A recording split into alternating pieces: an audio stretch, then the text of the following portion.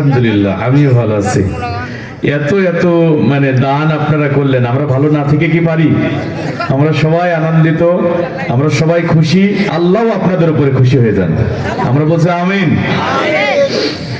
আলহামদুলিল্লাহ الحمد لله نحمده ونستعينه ونستغفره ونعوذ بالله من شرور أنفسنا ومن سيئات أعمالنا من يهدي الله فلا مضل له ومن يضلله فلا هادي له ونشهد أن لا إله إلا الله وحده لا شريك له وأشهد أن محمدا عبده ورسوله الذي أرسله بالحق بشيرا ونذيرا وداعيا إلى الله بإذنه وسراجا منيرا فقد قال الله تعالى في كلامه المجيد وفرقانه الحميد সবাই পড়ুন أعوذ بالله من الشيطان الرجيم بسم الله الرحمن الرحيم إن الله وملائكته يصلون على النبي يا أيها الذين آمنوا صلوا عليه وسلموا تسليما اللهم صل على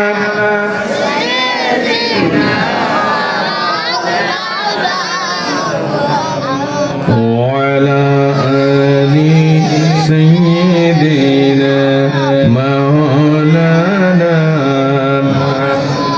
ওগো মুজাহিদ চলো কাফেলায় ওগো মুজাহিদ চলো কাফেলায় শহীদরা ডাকে তোমায় ওগো মুজাহিদ চলো কাফেলায় তোমরা কি দেখো না কাশ্মীর ফিলিস্তিন শিশুদের রক্তে হয়েছে রঙিন তোমরা কি দেখো না কাশ্মীর ফিলিস্তিন শিশুদের রক্তে হয়েছে রঙিন অসহায় হয়ে ডাকে তোমায় ওগো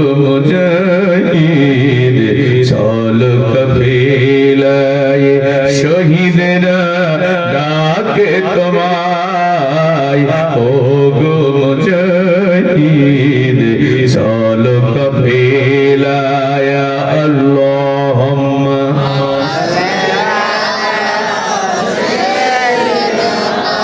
مولانا محمد وعلى آل سيدنا مولانا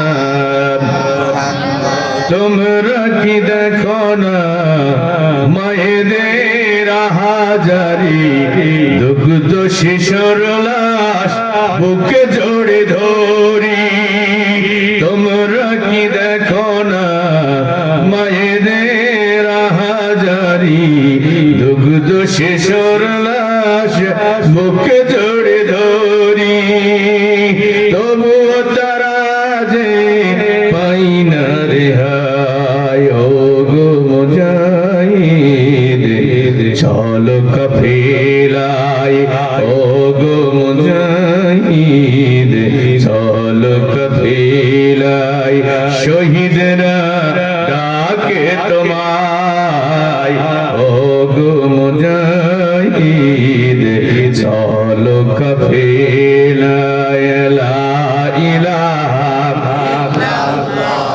লা ইলাহা লা ইলাহা ইল্লাল্লাহ মুহাম্মাদুর রাসূলুল্লাহ সাল্লাল্লাহু আলহামদুলিল্লাহি ওয়াহদা والصلاة والسلام على من لا نبي بعده ঐতিহ্যবাহী ফরশেদপুর মাদ্রাসার উদ্যোগে আয়োজিত এলাকাবাসীর সার্বিক সহযোগিতায় বাস্তবায়িত তৃতীয় বাৎসরিক মহাবিশ্বের মহাবিশ্বয় মহাগ্রন্থ কোরআনুল কারীমের মাহফিলের সম্মানিত শ্রদ্ধাভাজন সাহেবের সদস্য অত্র প্রতিষ্ঠানের সুযোগ্য সভাপতি আল্লাহর দ্বীনের জন্য নিবেদিত প্রাণ আল্লাহর এক প্রিয় গোলাম জনাব মোহাম্মদ শহীদুল ইসলাম আমির আতানাল্লাহু উমরাহু বারাকাল্লাহু ফি হায়াতি আমরা সকলে বলছি আল্লাহুম্মা আমিন আরো জোরে বলেন দোয়া করার সময় কৃপণতা করতে নেই অন্যের জন্য দোয়া করবেন ফেরেশতারা ওই দোয়াটা আপনার জন্য করবে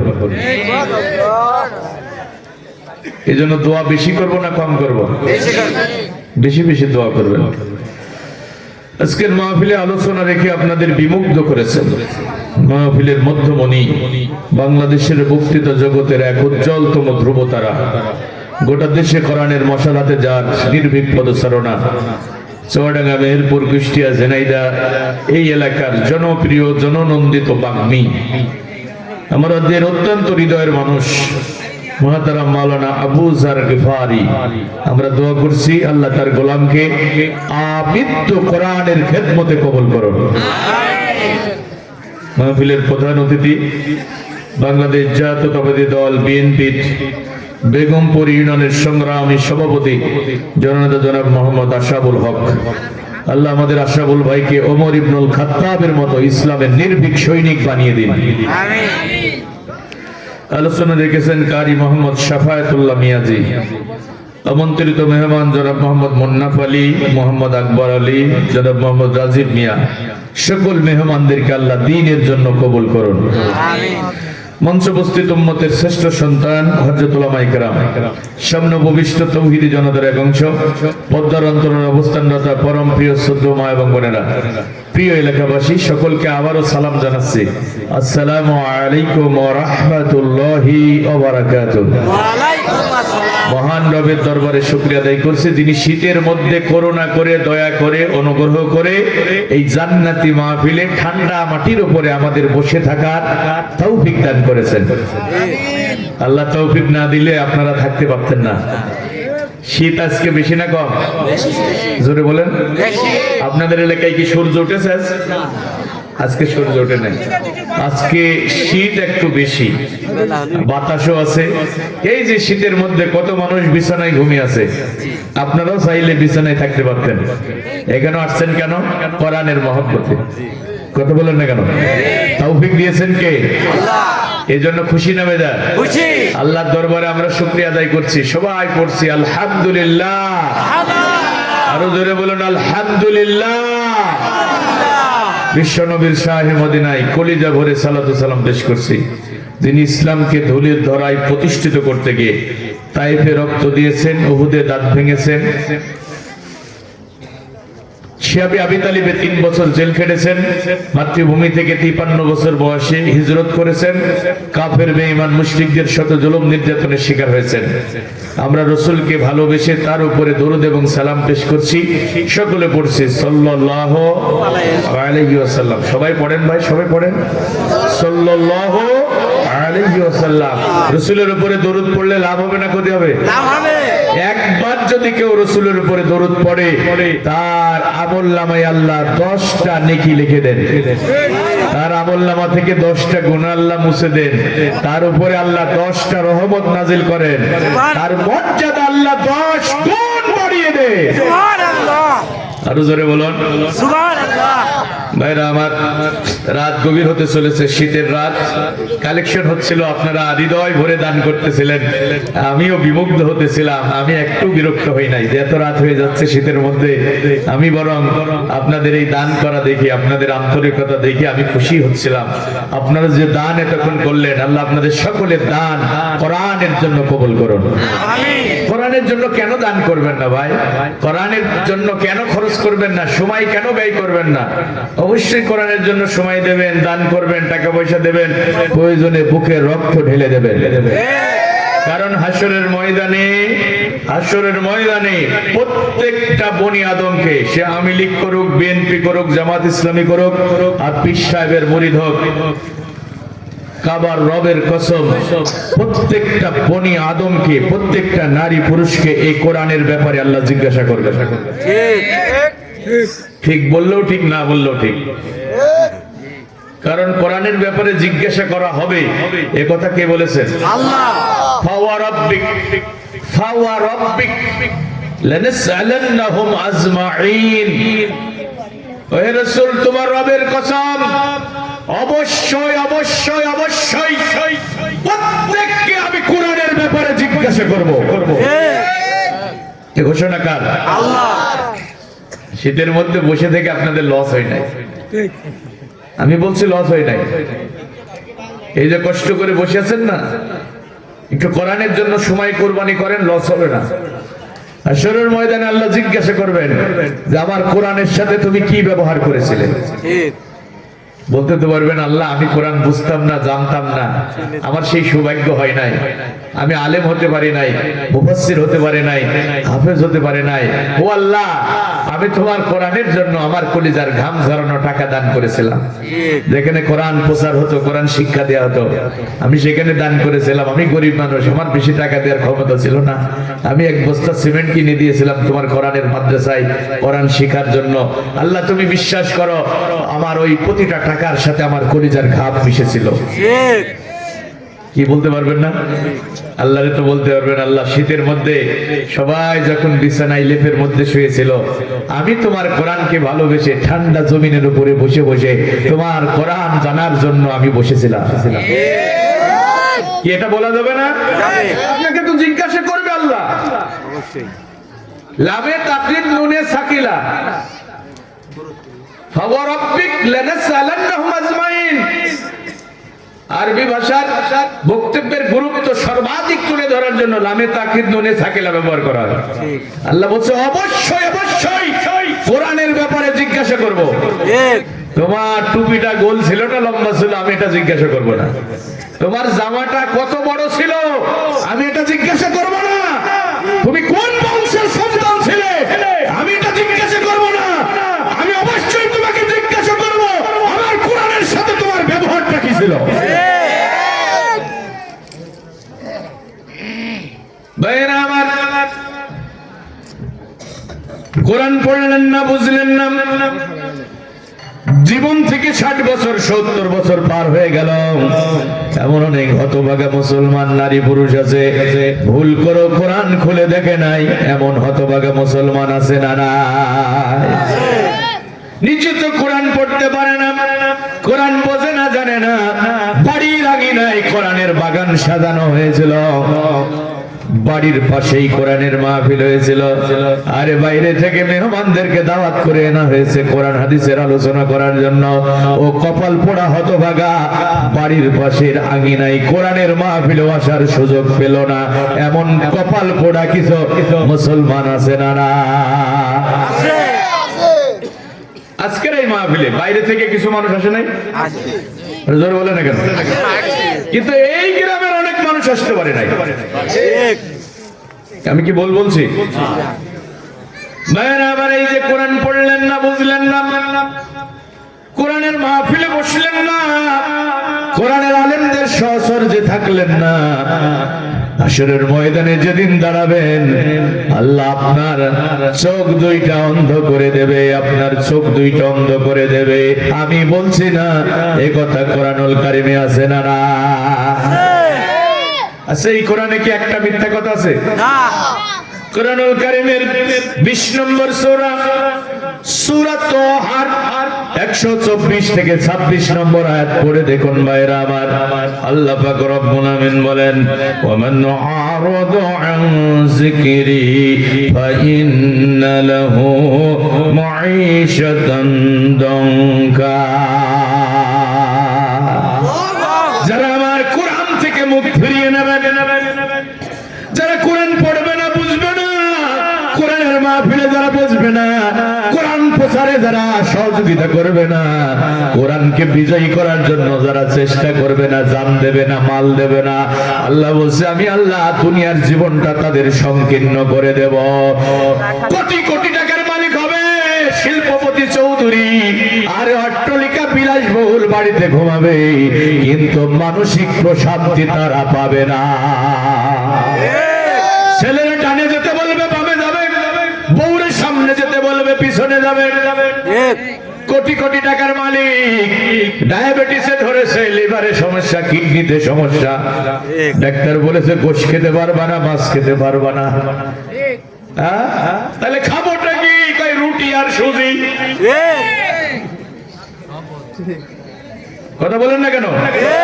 অথচ রিক্সা চালক, ভ্যান চালক, খাইতে কিছু নিষেধ আছে নাকি?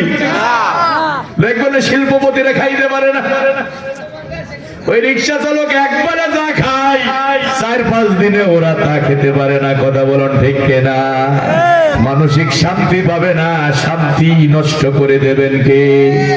আরে জোরে বলেন না কেন? এরপরে আল্লাহ বলছেন, ওয়ানাহশুরুহু ইয়াউমাল কিয়ামাতি আমা। আমি আল্লাহ কিয়ামতের ময়দানে কোরআন বিরোধী মানুষদের চোখ দুইটা অন্ধ করে দেব। ঘোষণা কার? আল্লাহ। আরে জোরে বলেন না কেন? আল্লাহ। কোরআন পড়ে নাই, বুঝে নাই, শুনে নাই, মাহফিলে বসে নাই, ঠিক চোখ অন্ধ করে দেবে কে? ওরা যেদিন হাসরের ময়দানে চোখ অন্ধ অবস্থায় উঠবে, আল্লাহরে ডেকে ডেকে বলবেন, ক্বালা রাব্বি লিমা হাশারতানি আ'মা ওয়া ক্বাদ কুনতু বাসীরা। আল্লাহ দুনিয়াতে আমাদের দেখার জন্য কত সুন্দর দুইটা চক্ষু তুমি দান করেছিলে, কি অপরাধে আজকে আমাদের চোখ দুইটা তুমি অন্ধ করে দিলে? ও আল্লাহ, কি অপরাধ আমরা করেছি? তোমার দেয়া চোখ দিয়ে তোমার সৃষ্টির কত বড় নিদর্শন আমরা দেখেছি, কি অপরাধে আমাদের চোখ দুইটা অন্ধ করে দিলে আল্লাহ আমরা জানতে চাই। জবাবে আল্লাহ পাক রব্বুল আমিন কি বলবেন তা কোরআনুল কারিমে আছে না? না, রব্বুল আমিন ডাক দিয়ে বলবে, হে নাফরমান বান্দা বান্দিরা, ক্বালা কাযালিকা আতাতকা আয়াতুনা ফানাসিতাহা ওয়া কাযালিকাল ইয়াওমা তুনসা। এরে গোলাম, আমার দেয়া চোখ দিয়ে দুনিয়ার সব দেখেছো, সব দেখেছো, হলিউড, টলিউড, বলিউডের নায়ক নায়িকাদের সিনেমা দেখেছো, নাচ গান দেখেছো। আমার দেয়া চোখ দিয়ে স্টার জলসা জি বাংলার সিরিয়াল তোমরা দেখেছো, লিওনেল মেসির ফুটবল দেখেছো, সচিন টেন্ডুলকারের ক্রিকেট দেখেছো। আমার দেয়া চোখ দিয়ে পাবজি খেলেছো, ফ্রি ফায়ার খেলেছো, কোনদিন আমার কোরআন খুলে দেখো নাই। এমন হতভাগা মুসলমান আছে না নাই? আরে কথা বলে না কেন? আছে না নাই? করে তুমি ভুলে গিয়েছিলে, আমি আল্লাহ আজকে তোমাদের চোখ দুইটা অন্ধ করে দিয়ে তোমাদের ভুলে গেলাম। আল্লাহ ভুলে গেল মানে আল্লাহর সাথে সম্পর্ক কি হলো? ছিন্ন হয়ে গেল। হাসরের ময়দানে আল্লাহর সাথে যদি সম্পর্ক ছিন্ন হয়ে যায়, আপনার পাশে থাকার মতো কেউ আছে নাকি? হাসরের ময়দানটা এত কঠিন বিভীষিকাময় হবে। আমার ভাইরা কান লাগায় শোনেন, ইয়াউমা ইয়াফিরুল মারউ মিন আখিহি উম্মিহি ওয়া আবিহি ওয়া সাহিবাতিহি ওয়া বানিহি। ওই দিনটা এত কঠিন বিভীষিকাময় হবে রে ভাই। মা সন্তান থেকে পলায়ন করবে, পিতা পুত্র থেকে পলায়ন করবে, ভাই ভাইয়ের থেকে পলায়ন করবে, স্বামী স্ত্রীর থেকে পলায়ন করবে। ওয়ালা ইয়াসআলু হাবিবুন হাবিবা। ওই দিন নিকটতম বন্ধু বন্ধুর পরিচয় দেবে না, নেতা তার দলীয় কর্মীর পরিচয় দিবে না রে ভাই। চিন্তায় চিন্তায় কাঁচা দাড়িগুলো থেকে সাদা হয়ে যাবে, যুবকগুলো বুড়া হয়ে যাবে, কলিজাটা গলার কাছে চলে আসবে, শুধু একটাই আওয়াজ হবে, নাফসি নাফসি নাফসি, আমার কি হবে, আমার কি হবে। বিশ্বনবী বলেন সব মানুষ জ্ঞান হারিয়ে ফেলবে, সর্বপ্রথম আমি নবীর জ্ঞান ফিরে আসবে।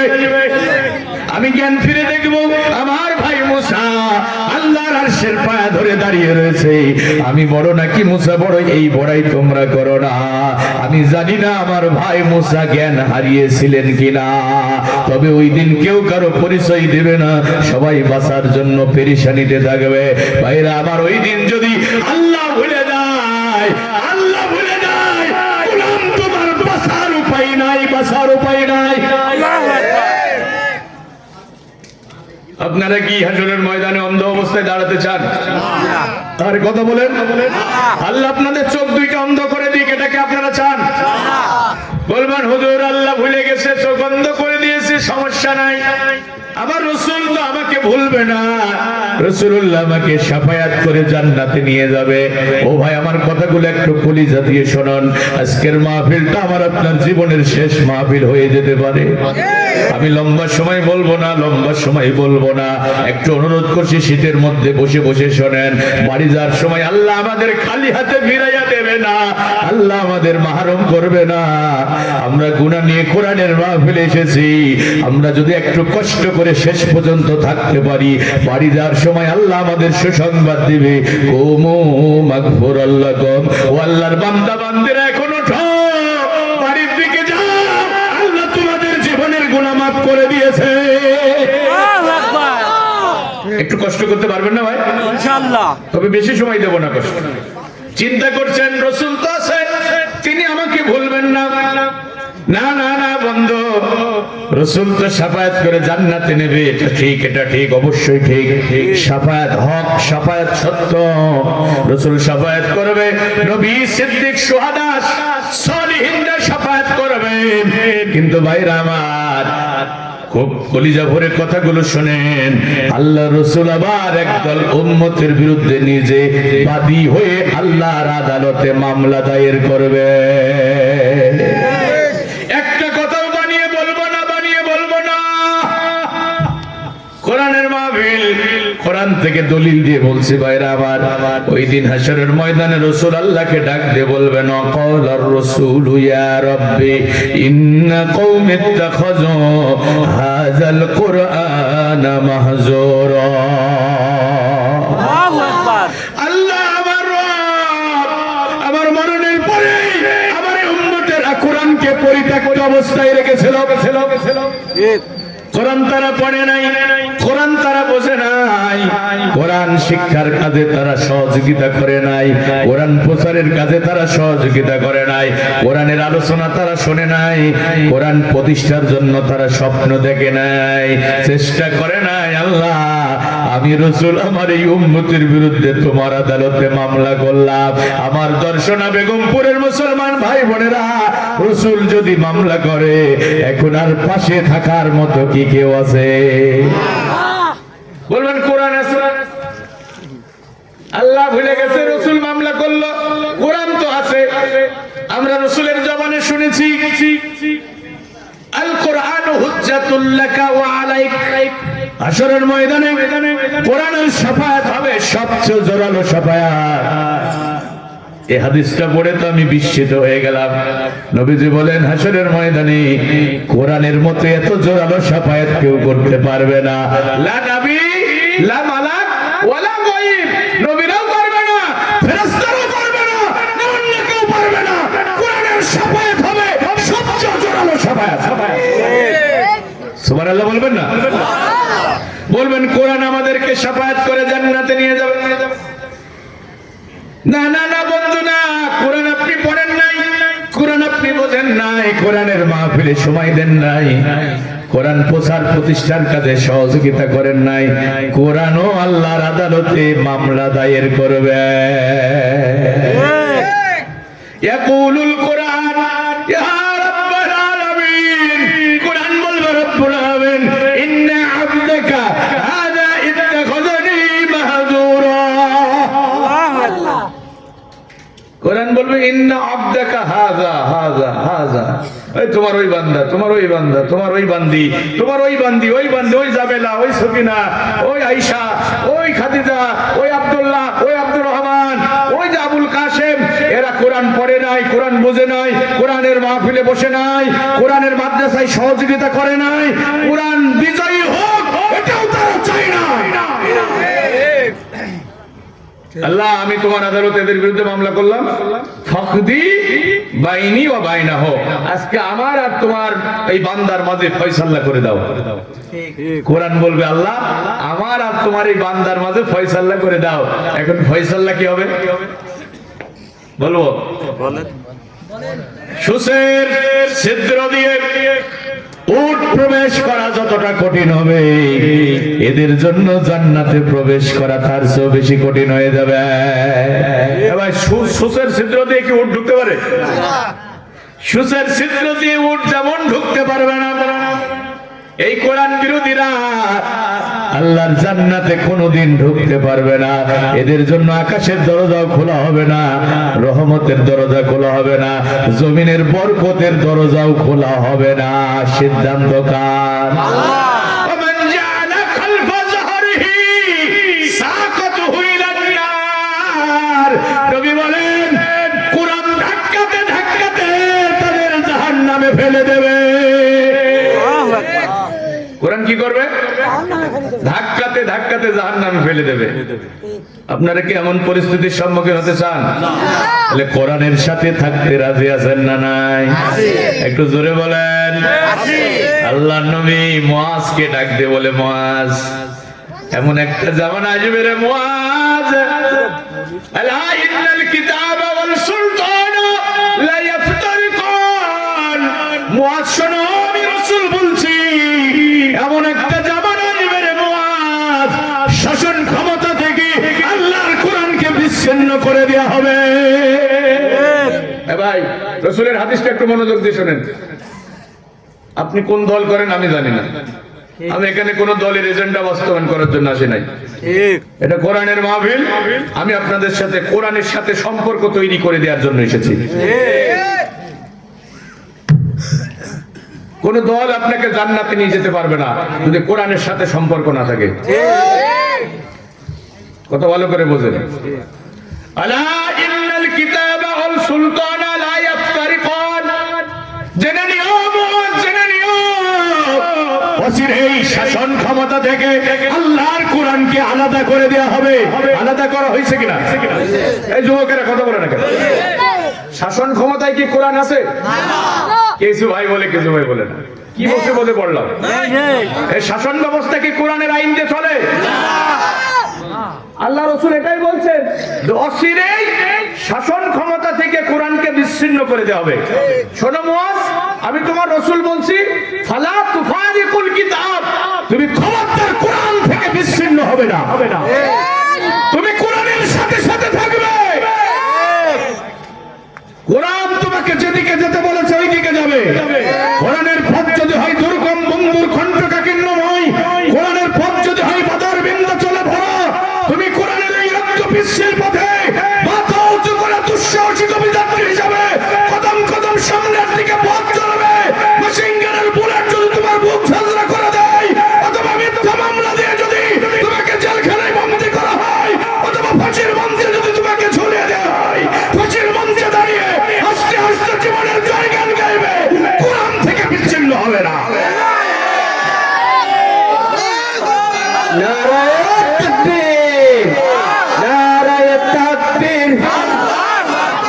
আল্লাহর আইন চাই, সৎ ব্যক্তির শাসন চাই। ভাইরা আমার একটু জোরে সোরে তাকবীর দেন। লিল্লাহি তাকবীর, লিল্লাহি তাকবীর। কোরআন হাদিস যেখানে, মসজিদ মাদ্রাসা যেখানে, আল্লাহ রাসূল যেখানে, মদ গাঁজা যেখানে, গান বাজনা যেখানে, ইসলাম নাই যেখানে, থাকবেন ইনশাআল্লাহ। ইসলাম যেখানে, জীবন ইসলাম, মরণ ইসলাম। বেঁচে থাকবো ইসলামের উপরে, মরে যাবো ইসলামের উপরে। কথা বলুন ঠিক কিনা? ইসলাম ছাড়া বাঁচার কোনো উপায় আছে? মরার সময় তো ইসলাম লাগবে, আল্লাহ রসুল লাগবে না? আচ্ছা ভাই, যখন মরে যাবেন আপনার লাশটা কবরে শোয়া দেওয়া হবে, একটা দোয়া পড়া হয় না ভাই? কি আপনাদের এলাকায় পড়ে না? বিসমিল্লাহে ওয়া আলা মিল্লাতে, বলেন মিল্লাতে, আল্লাহর নামে রসুলের দলে শোয়া দিলাম। কার দলে? তাহলে মরার সময় ইসলাম লাগবে না? আল্লাহ রসুল লাগবে না? আরে কথা বলেন না কেন? আপনাকে তো আমরা রসুলের দলে শোয়া দিলাম, তো রসুল নেবে তো? রসুল নেবে তো? তার কারণ আপনি দুনিয়াতে বেঁচে থাকার সময় রসুলের আদর্শের উপরে ছিলেন, কোরআনের পথে চলেছেন। আপনার জীবনে কোরআন ছিল না, আপনার জীবনে রসুলের আদর্শ ছিল না। এখন মরার পরে আমরা যতই রসুলের দলে শোয়া দিই না কেন, রসুল এই মরা পচা লাশ জীবনেও গ্রহণ করবে না। তাহলে মরার আগে ইসলাম না মরার পরে? জোরে বলে। আমরা সারা জীবনে ইসলাম মানি না, যেই মরে যায় তখন হেফসখানা থেকে মাদ্রাসা থেকে ছেলে মেয়ে ডেকে এনে কোরআন খতম করে দোয়া করি। এই দোয়ার কোনো মানে আছে রে ভাই? ওর জীবন ইসলামের উপরে নাই, কোরআনের উপরে নাই। 1000 খতম কোরআন পড়েও কোনো লাভ হবে না। কোরআন মরা মানুষের জন্য না, কোরআন জীবন্ত মানুষের জন্য। কোরআন মরা মানুষের জন্য নাজিল হয় নাই, কোরআন জীবন্ত মানুষকে আখিরাতমুখী করার জন্য নাজিল হয়েছে। তুমি বেটা জীবিত থাকতে কোরআনের পথে চললে না, আর মরে যাওয়ার পরে কোরআন পড়ে দোয়া করা হচ্ছে, ওই দোয়া আল্লাহর আকাশে উঠবে না। কথা বলেন না কেন ভাইরা? তাহলে মরার আগে ইসলাম না মরার পরে? আরে ধরে বলেন, ধরে বলেন। কবরে যাওয়ার আগে কোরআনের সাথে না কবরে যাওয়ার পরে? আগে না পরে? আগে না পরে? তাহলে মাহফিল পর্যন্ত কোরআনের সাথে থাকবেন, আর মাহফিলের বাইরে যে শয়তানের পথে। ধরে বলেন, জীবন আছে যতদিন কোরআনের পথে চলবো, মৃত্যুর আগ পর্যন্ত কোরআনের সাথে থাকবো, কেউ আমাদের কোরআন থেকে বিচ্ছিন্ন করতে পারবে না। এই শপথ আমরা নিতে রাজি আছি ইনশাআল্লাহ, ইনশাআল্লাহ। রাসূল বলেছেন মুআশশারাম ফালা তুফারিকুল কিতাব, কোরআন থেকে আলাদা হবে না মুআজ, কোরআন থেকে আলাদা হবে না। এই নসিহত রাসূল মুআজকে করছে, তা আমরা কি এই নসিহতের বাইরে? আরে কথা বলেন না কেন? তাহলে আল্লাহ রাসূল আমাদেরকে এটাই বোঝাতে যাচ্ছেন, উম্মত কোরআন থেকে আলাদা হয়ো না, কোরআন থেকে আলাদা হয়ো না। ও আমার উম্মতেরা, আমার সাহাবীরা শোনো, অচিরে এমন শাসক গোষ্ঠী তোমাদের মাথার উপরে চেপে বসবে, তোমরা যদি তাদের আনুগত্য করো তাহলে তোমাদের ঈমান চলে যাবে, আর যদি বিরোধিতা করো তোমাদের জীবন চলে যাবে। ওয়াইনা তা'তুমুহুম ইউদিল্লুকুম ওয়াইনা আসাইতুমুহুম ক্বাতালুকুম, যদি তাদের মেনে নাও তোমাদের ঈমান চলে যাবে, আর বিরোধিতা করলে জীবন চলে যাবে। ঠিক। রাসূলের হাদিসটা কতই না বাস্তব। ঠিক। সাহাবীরা বললেন, কাইফা নাসনাউ ইয়া রাসূলুল্লাহ সাল্লাল্লাহু আলাইহি সাল্লাম, এমন জামানা যদি আমরা পেয়ে যাই তখন আমরা কি করব আপনি বলুন। নবীজি বললেন, শোনো, ওই জামানা যদি তোমাদের মাঝে চলে আসে, তোমরা ঈসা আলাইহিস সালাম এবং তার সঙ্গী সাথীদের নীতি অবলম্বন করবে।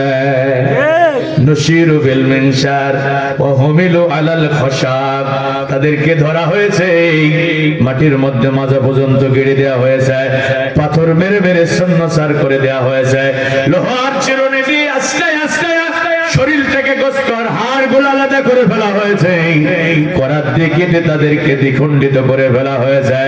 তারপরও আল্লাহর দিন থেকে তারা এক কদম দূরে সরে যায় নাই।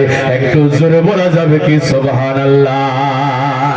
নবীজি বলছেন, শোনো আমার উম্মতেরা, শোনো, আল্লাহর নাফরমানি করে বেঁচে থাকার চেয়ে আল্লাহর গোলামি করে মরে যাওয়া অনেক ভালো।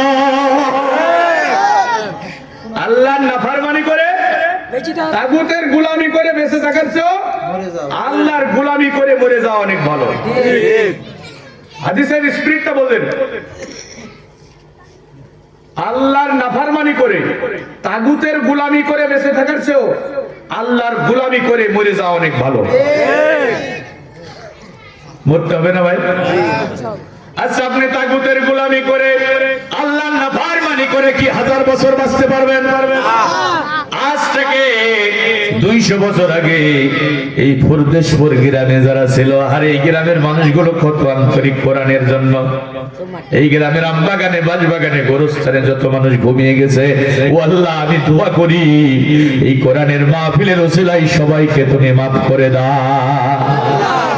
ও আমার ভাইরা, আজ থেকে 200 বছর আগে এই গ্রামে যারা ছিল তারা কি একজনও আছে নাকি? আবার আমরা যারা এখানে বসে আছি, মেহমান থেকে শুরু করে, আরে সামনে যারা আছেন, মা বোনেরা যারা আছে, আজ থেকে 150 বছর পরে আমাদের কাউকে কি পাওয়া যাবে ভাই? সবাইকে মরতেই হবে, মরতেই হবে। কেউ চিরস্থায়ী ভাবে থাকতে পারবে? কুল্লু নাফসিন যায়িকাতুল মাউত। মৃত্যু তোমার কাছে আসবেই আসবে, সিদ্ধান্ত কার? আল্লাহ। কখন আসবে আল্লাহ তাও বলছেন, ওমা কানা লিনাফসিন আন তামুতা ইল্লা বিইজনিল্লাহি কিতাবাম মুআজ্জালা। আরে মানুষের মরণ হবে না আল্লাহর হুকুম ছাড়া, আর মৃত্যুর সময়টা আমার আল্লাহ নির্দিষ্ট একটা কিতাবে লিপিবদ্ধ করে রেখেছেন। সময় যখন হয়ে যাবে, 1 সেকেন্ডের জন্য অবকাশ পাওয়া যাবে না। দুনিয়ার সব ডাক্তাররা মেডিকেল বোর্ড গঠন করে তোমাকে বাঁচাতে পারবে না। সময় যখন হয়ে যাবে, তোমার চলে যেতে হবে। এ সিদ্ধান্ত কার? আল্লাহর। একদিন তোমারই নাম মসজিদে হবে এলান, একদিন তোমারই নাম মসজিদে হবে এলান। তৈরি থেকো, তৈরি রেখো কবরের মাল সামান, একদিন তোমারই নাম মসজিদে হবে এলান। একদিন তোমাকে পরিয়ে কাফন, সঙ্গী স্বজন করবে দাফন। হঠাৎ চলে যাবে আদরের ধান, প্রিয় মা বাবার ভাসিয়ে নয়ন। তৈরি থেকো, তৈরি রেখো, তৈরি থেকো, তৈরি রেখো কবরের মাল সামান, একদিন তোমারই নাম মসজিদে হবে এলান। ও আমার ভাইরা, সবাইকে চলে যেতে হবে। তাগুতের গোলামি করে 1000 বছর বাঁচা যাবে? এজন্য ভাইরা আমার, মরতে তো হবেই। আমরা কোরআনের সাথে থেকে মরতে চাই, আমরা ঈমানের উপরে মরতে চাই, আমরা কোরআনকে বুকে নিয়ে কবরে যেতে চাই। কোরআন থেকে বিচ্ছিন্ন হওয়া যাবে? যদি কোরআন থেকে বিচ্ছিন্ন হন, কোরআনের বিরোধিতা করে যদি কবরে যান, মরার সময় ভয়ানক পরিস্থিতির সম্মুখীন হওয়া লাগবে। কোরআনুল কারীমে আমার আল্লাহ বলেন, ওয়ালাউ তারা ইয ইয়াতাওয়াফাল্লাযীনা কাফারুল মালায়েকা। নবী, ওই কোরআন বিরোধী কাফের বেঈমানদের জান যখন কবজ করা হবে, ওই সময়কার দৃশ্যটা যদি আপনি নবী দেখতে পেতেন, কি অবস্থা তাদের হবে। নবী শোনো, আমি তোমার রব বলছি, ইয়াদরিবুনা উজুহাহুম ওয়াদবারহুম। ফেরেশতারা আসবে, কালো পোশাকে আসবে, ভয়ঙ্কর চেহারা নিয়ে আসবে, তাদের মুখে মারবে, পিঠে মারবে, পিটাতে পিটাতে তাদের জান কবজ করা হবে। আর তাদেরকে বলা হবে, ফাযুকু আযাবাল হারিক, আজকে জাহান্নামের কঠিন আযাব আস্বাদন করো। এই ঘোষণা কার? আল্লাহ। জোরে বলেন আল্লাহ। ফেরেশতারা আসবে কালো পোশাকে, ভয়ঙ্কর বিভৎস চেহারা নিয়ে আসবে, এসে পিটানো শুরু করবে। কোথায় মারবে? ইয়াদরিবুনা উজুহাহুম ওয়াদবারহুম, মুখে মারবে, পিঠে মারবে। ঠিক। আল্লাহু আকবার, আল্লাহু আকবার। আর দেখেন, যারা কোরআনের সাথে থাকবে, ঈমানের উপরে জীবন সাজাবে, নেক আমল দিয়ে জীবনটা সাজাবে, তাদের মরার সময় কি দৃশ্য হবে সেটাও কোরআনে আছে না? না, আমি কোরআন থেকে বলছি। কোরআন, কোরআন এটা কোনো গীতি কথা না, পুঁথি কথা না, এটা কোনো গল্প কাহিনী না। আল্লাযীনা তাতাওয়াফাহুমুল মালাইকাতু তাইয়িবিন। আল্লাহু আকবার। আরে ঈমানের উপরে যারা মারা যাবে ফেরেশতারা আসবে, সাদা পোশাকে আসবে, আর ঈমানদারদেরকে এসে বলবে ওয়া ইয়াকুলুনা সালামুন আলাইকুম, ওই ঈমানদারেরা সালাম গ্রহণ করো, সালাম সালাম সালাম। জোরে বলুন আল্লাহু আকবার। ফেরেশতারা এসে কি বলবে? জোরে বলেন না কেন? শুনতে পাচ্ছেন আপনারা? ওয়া ইয়াকুলুনা সালামুন আলাইকুম, তোমরা আজকে সালাম গ্রহণ করো। সুবহানাল্লাহ বলেন। কেউ এসে যদি সালাম দেয় তাহলে ভয় না সুসংবাদ? সে তো আবার কল্যাণ কামনা করছে। আসামি ধরতে এসে কি ফেরে পুলিশেরা সালাম দেয়? শালার বেটারে আগে ধরেই দুইটা ডান্ডা, হাতে হ্যান্ডকাপ লাগায় আর পিটুনি দিয়ে দুই চারটা দেয় কিনা বলেন? ঘাড় ধাক্কা দেয়।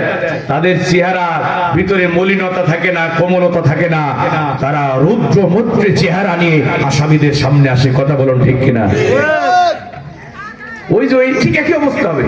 কোরআনের বিরোধিতা করে যারা মারা যাবে ফেরেশতারা ভয়ঙ্কর চেহারা নিয়ে আসবে, এসে পিটানো শুরু করবে। আর ঈমানের উপরে যারা মারা যাবে কোরআনের সাথে থেকে ফেরেশতারা এসে তাদেরকে সালাম বলবে, সালাম। সুবহানাল্লাহ বলেন। এরপরে ফেরেশতারা বলবে উদখুলুল জান্নাতা বিমা কুনতুম তা'মালুন। দুনিয়াতে কোরআনের সাথে থেকেছো, কোরআন অনুযায়ী জীবন চালিয়েছো, ও বান্দা ঈমানের উপরে থেকেছো, নেক আমল করেছো, ও আল্লাহর গোলামেরা, ও ঈমানদারেরা, ও কোরআন আলারা, ভালো করে শোনো। কোরআনের পথে চলার কারণে, ঈমানের পথে চলার কারণে তোমাদের রব তোমাদের জান্নাতের সুসংবাদ দিয়েছে। একটু জোরে বলা যাবে কি সুবহানাল্লাহ? তাহলে কোরআনের সাথে থাকতে রাজি আছেন? জি। একটু জোরে বলেন, জোরে বলেন। ইনশাআল্লাহ। কোরআন অনুযায়ী জীবন চালাতে রাজি আছেন? ইনশাআল্লাহ। কোরআন অনুযায়ী আপনার পরিবার চলুক, আপনার জীবন চলুক, আপনার সমাজ চলুক, রাষ্ট্র চলুক, এটা কি আপনি চান? ইনশাআল্লাহ। যে শাসন ক্ষমতা থেকে কোরআনকে বিচ্ছিন্ন করে দেওয়া হয়েছে 1924 সালে, কত সালে? 1924 সাল পর্যন্ত পৃথিবীতে কোরআনের শাসন ব্যবস্থা চালু ছিল। 1924 সালে দ্বিতীয় বিশ্বযুদ্ধের সময়, 1924 সালে ওই যে বিশ্বযুদ্ধের সময় তুরস্কর ইসলামী খেলাফতের পতন হলো। পৃথিবীতে আর খেলাফত প্রতিষ্ঠিত হয় নাই, কোরআনের শাসন ব্যবস্থা প্রতিষ্ঠিত হয় নাই। নতুন করে আফগানিস্তানে ইমারত ইসলাম প্রতিষ্ঠিত হয়েছে। সুবহানাল্লাহ বলেন। সেখানে কোরআনের আইন দিয়ে আফগান পরিচালিত হয়, আফগানিস্তান পরিচালিত হয় কার আইনে? আরে জোরে বলেন না, কার আইনে? কোরআনের আইন মানে কার আইন? আল্লাহর আইনে পরিচালিত হয়। আর একটা সুসংবাদ, মালিতে ইসলামী ইমারত প্রতিষ্ঠার পথে মালির ইসলামিক মুজাহিদরা একেবারে রাজধানীর কাছাকাছি পৌঁছে গিয়েছে। তাদের জন্য তাহাজ্জুদের নামাজ পড়ে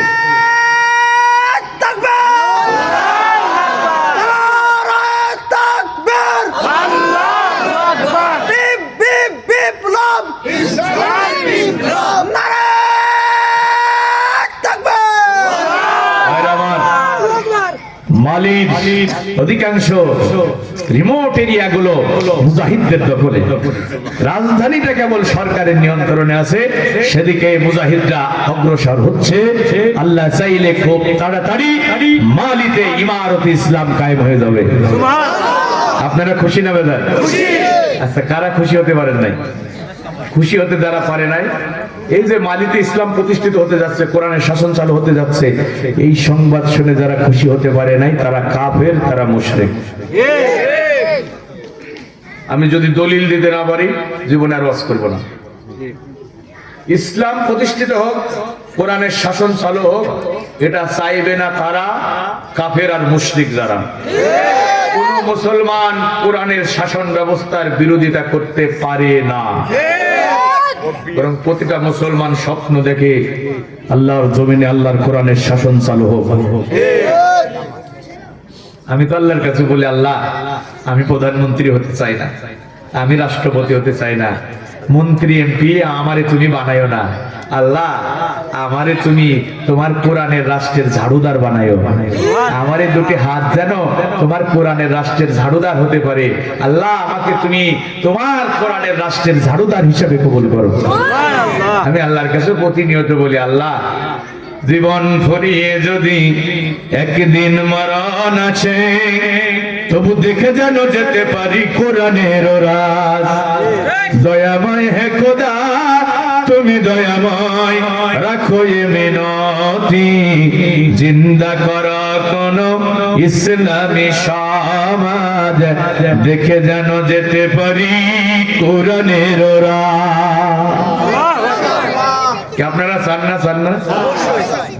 কোরআনের শাসন না চাইলে তারা কাফের মুশরিক, এই কথা কোরআনে আছে না নাই?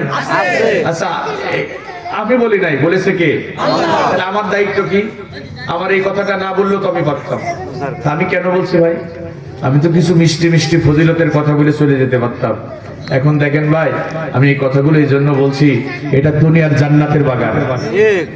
আপনাদের দৃষ্টিতে এটা ফরশেদপুর মাদ্রাসা, হ্যাঁ, কি মাঠ? এটা ঈদগাহ মাঠ বা মাদ্রাসা মাঠের একখণ্ড জমি হতে পারে, কিন্তু বিশ্ব নবীর ভাষায় এটা এখন জান্নাতের বাগান।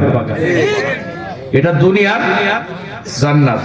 তো দুনিয়ার জান্নাতে যেভাবে আমরা একসাথে বসেছি, আল্লাহর জান্নাতের ভিতরে কোরআনের মাহফিল হবে। সেই কোরআনের মাহফিলে বসতে চান না ভাই? আমরা যাতে সবাই ওই জান্নাতি মাহফিলে একসাথে বসতে পারি, সেই চেতনা নিয়ে, সেই ভালোবাসা নিয়ে, সেই আন্তরিকতা নিয়ে আমি কথাগুলো বলছি ভাই। এদিকে একটা ঘন কালো রাস্তা গেছে ভাই, খুব মনোযোগ দেন। এদিকে একটা ঘন কালো অন্ধকার বিপদ সংকুল রাস্তা গেছে ভাই, একটু কান লাগান। এই রাস্তায় গেলে আমার ভাইয়ের জানও যাবে, মালও যাবে, কিন্তু রাস্তার বিপদের কথা ভাইজান জানে না, আমি জানি। তাহলে আমার দায়িত্ব কি? ওই ভাইকে সতর্ক করা, ভাই আমার ওই রাস্তায় আপনি যেন না ভাই, ওই রাস্তায় গেলে আপনার জানও যাবে, মালও যাবে, আপনার স্ত্রী বিধবা হবে, আপনার সন্তানগুলো এতিম হয়ে যাবে, আপনি দারুণ ভাবে ক্ষতিগ্রস্ত হবেন। আমি বারবার তাকে বললাম, হাতে ধরে পায়ে ধরে অনুরোধ করে বললাম, কিন্তু সে ঘাড় তেড়া করে আছে, সে যাবেই যাবে। এরকম কিছু মুসলমান আছে না? ও যা বুঝেছে ওইটাই ঠিক। কোরআন হাদিস গুলায়া শরবত করে খাইলেও ও আর ফিরবে না। কথা বলেন ঠিক কিনা? ইবলিস যেমন ঘাট তেড়া করেছিল, আদমকে সেজদা দেবে না, এরকম কিছু মুসলমান আছে, সব মানবে, কোরআনের শাসনের ভালো লাগে না। কোরআনের শাসনের কথা বললেই কয় হুজুর ধর্মের নামে রাজনীতি করে গেল। আছে না নাই? আমি গতকাল হাফানিয়া মাহফিলে যতটুকুন সময় বলেছি, কোরআন হাদিসের দলিল দিয়ে বলেছি যে কোরআনের শাসন চালু হলে আমাদের কি লাভ হবে, কোরআনের শাসন না থাকার কারণে আমরা মুসলমানেরা কি ক্ষতিগ্রস্ত হচ্ছি, এই বিষয়ের উপরে আমি, যে তোরা আমাকে 9টায় উঠাইয়েছিল, আমি প্রায় 2 ঘন্টা কথা বললাম। একজন বনি আদম উঠে নাই, সবাই মোনাজাত করে গেছে। মাহফিল শেষে রুমে যে ছেলেরা বলছে, হুজুর, কিছু লোক বলতেছে হুজুর তো রাজনৈতিক বক্তব্য দিল। এ ভাই দেখেন, এটা কি জমিন আল্লাহর, এখানে আইন চলবে আল্লাহর, এটা কি রাজনৈতিক বক্তব্য? ইমানের মূলনীতি না? আপনি নামাজ পড়ছেন কার হুকুমে? আল্লাহ। নামাজ পড়তে বলেছে কে? আল্লাহ বলেছে বলে তো নামাজে যান। কি ভাই, আল্লাহ না বললে কি আপনি যেতেন? আচ্ছা, রমজান মাসে রোজা রাখতে বলেছে কে? আল্লাহ। তো রোজা রাখার কথা আল্লাহ না বললে আপনি কি রাখতেন? আচ্ছা, এরপরে যাকাত দিতে বলেছে কে? আল্লাহ। এই জন্য যারা সাহেবে নেসাবের অধিকারী তারা যাকাত দেয়। হজ করতে বলেছে কে? আল্লাহ। আল্লাহ যদি না বলতো, আমাদের এত সাত জাগি নাই 6-7 লাখ টাকা এই কলিজার ঘাম ঝরানো টাকা খরচ করে আমি মক্কা মদিনায় গিয়ে হজ করে আসতাম, আমাদের কোনো কাম ছিল না। বলেছেন কে? আল্লাহ। আল্লাহ বলেছে বলে টাকার দিকে তাকাই নাই, আমার রব বলেছে। আমার টাকা আগে না, আমার রবের হুকুম আগে।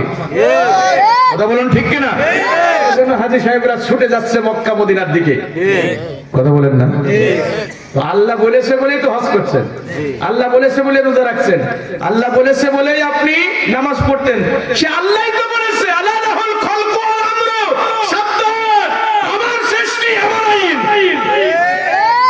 সৃষ্টি যার, আইন চলবে। সৃষ্টিকার আল্লাহ, এটা বলেছে কে? আল্লাহ। এটার ভিতরে আপনি রাজনীতি কি পেলেন? রাজনীতি মিথ্যে কথা। মিথ্যে কথা বলে? হ্যাঁ, আচ্ছা ঠিক আছে। তাহলে ভাই তাদের দায়িত্ব আমাদের না, আমাদের কাজ দাওয়াত পৌঁছে দেয়া। দাওয়াত পৌঁছে দেয়া, মানবেন কি মানবেন না হিসাব নেওয়ার দায়িত্ব কার? আমাদের দায়িত্ব কি? দাওয়াত পৌঁছে দেয়া। আমি বলছি ভাই ওই রাস্তায় যেন না, গেলে জানো যাবে মালও যাবে। এখন ঘাট তাড়া করে যদি আপনি ওই রাস্তায় গিয়ে বিপদে পড়েন, আমি তো আমার দায়িত্ব পালন করলাম। কিন্তু আমি যদি না বলি এই যে আমার ওয়াজ বন্ধ হয়ে যাবে, আগামী বছর আর দাওয়াত দেবে না, এই চিন্তা করে যদি আমি কোরআনের কথা গোপন করে মিষ্টি মিষ্টি কিছু ওয়াজ করে বাড়ি যাই, আল্লাহ বলছে ওই যে হাদিয়া নিয়ে বাড়ি যেয়ে বাজার করে বউ ছেলে মেনে খাবা, এটা দুনিয়ার খাবার না, এটা জাহান্নামের আগুন দিয়ে ও আলেম তুমি তোমার পেট পরিপূর্ণ করলে। আমি ভাই আমি কেন, আমি তো 70-80 হাজার টাকার বক্তা না, আমি তো এমন বক্তা না যে আগে টাকা ঢোকান না হলে গাড়ির চাকা ঘুরবে না। আমি এমন কাজ কি কোথাও করেছি? কেউ বলতে পারবেন যে টাকা না নিয়ে মাহফিল আসি নাই? আমি বুক ফুলিয়ে কথা বলতে পারি যে আমি এই কাজ করি নাই। তাহলে আমি এই কিছু সামান্য হাদিয়া দেবেন, এখন এইটা যদি আবার জাহান্নামের আগুন হয়, তা আমার এই ওয়াজ করে লাভ কি? আমার ভ্যান ছেড়ে খাওয়া ভালো। কথা বলেন না কেন ভাই? এই জন্য দাওয়াত হোক আর না হোক ভাই, আল্লাহ আমাকে যে কয়দিন হায়াতে বাঁচিয়ে রেখেছে আমি এই কথা বলেই যাব। আমার দায়িত্ব মানুষকে জাহান্নামের আগুন থেকে বাঁচানোর জন্য সচেতন করা। কোরআনের শাসন যারা চায় না তারা কাফের, তারা মুশরিক। কাবার রবের কসম, তারা কাফের, তারা মুশরিক, তারা মুসলমান থাকতে পারে না। কারণ কোন মুসলমান কোরআনের শাসনের বিরোধিতা করতে পারে না। ওয়াল্লাযী আরসালা রাসূলাহু বিল হুদা ওয়া দীনিল হক লিইয়ুযহিরাহু আলাদ দীন কুল্লিহি, তিনি সেই আল্লাহ, রাসূল পাঠিয়েছেন সত্য দিন আর সাথে দিয়েছেন কোরআন। রাসূলের দায়িত্ব হলো লিইয়ুযহিরাহু আলাদ দীন কুল্লিহি, রাসূল যেন সকল আইনের উপরে আল্লাহর কোরআনের আইনকে বিজয়ী করে দেন। ওয়ালাউ কারিহাল মুশরিকুন, কোরআনের শাসন চালু হোক, কোরআনের আইন প্রতিষ্ঠিত হোক, মুশরিকরা কখনোই চাইবে না। যুবক ভাইরা একটা আওয়াজ দিয়ে বলেন তো, কোরআনের শাসন চালু হোক চাইবে না কারা? মুশরিকরা। কারা বলেন? কারা কারা? মুশরিকরা। এটা কে বলেছে? আল্লাহ। তাহলে রাগ করলে আল্লাহর উপরে করেন, গালি দিলে আল্লাহরে দেন। আমি তো আল্লাহর কথাটাই শোনালাম। আল্লাহ বলছে লাউ কারিহাল মুশরিকুন, ইসলাম বিজয়ী হোক, কোরআনের শাসন চালু হোক, মুশরিকরা কখনো চাইবে না।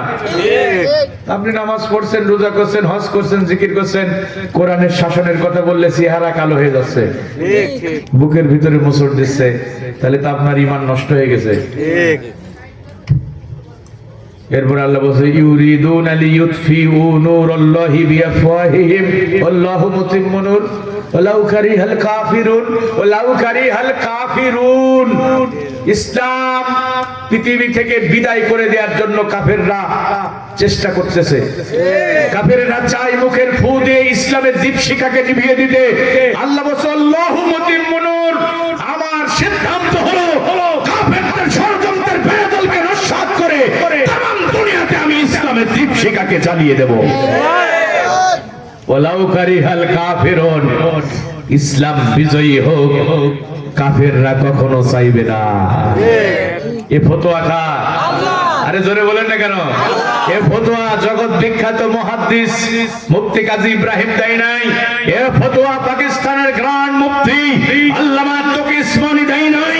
এ ফতোয়া ইমামে আজম আবু হানিফা দেয় নাই।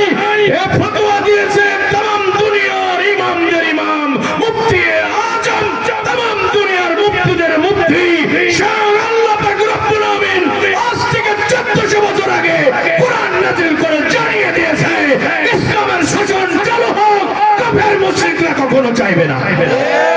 বেগমপুরের মুসলমানের আপনারা কি কাফের মুশরিক হয়ে মরতে চান? আপনারা কি কোরআনের মামলার আসামি হতে চান? আপনারা কি রাসূলের মামলার আসামি হতে চান? আপনারা কি হাসরের ময়দানে অন্ধ হয়ে দাঁড়াতে চান? তাহলে আল্লাহর জমিনে আল্লাহর কোরআনের শাসন চালু হোক, এটা কি আপনারা দেখতে চান? কারা কারা চান? দোয়া দুটো করে আল্লাহকে দেখা। নারায়ে তাকবীর, নারায়ে তাকবীর, আল্লাহু আকবার। আল কোরআন